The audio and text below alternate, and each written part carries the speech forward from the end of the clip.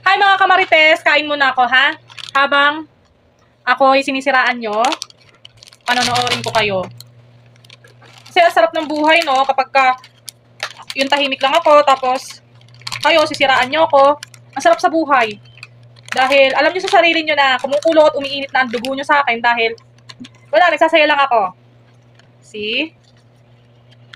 Ang sarap kaya yung gawin ko kayong movie marathon. Habang nalalaman ko na lahat ng mga pinagagawa nyo sa akin, at sinisiraan nyo rin ako through chat, eto, kakain na lang muna ako. Sarap?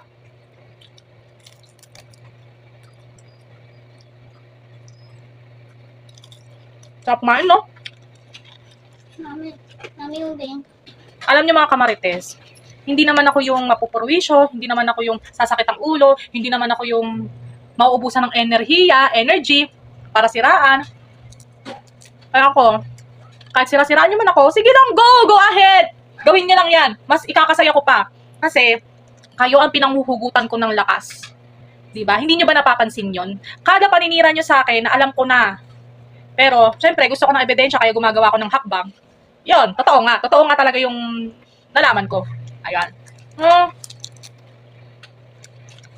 Hindi nyo ako talaga masyadong kilala eh.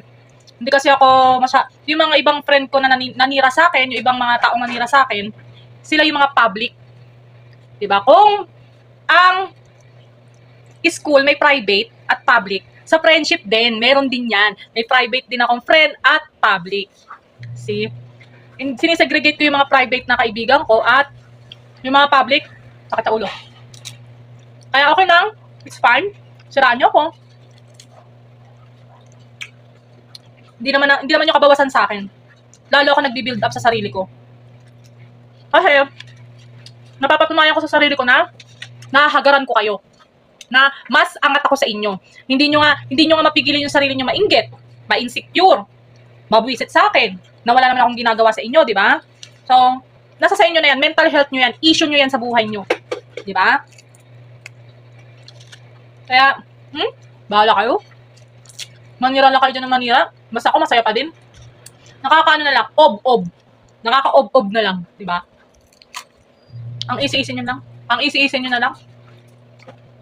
Hi. Gigil ka sa akin, pero wala eh. Ito ako.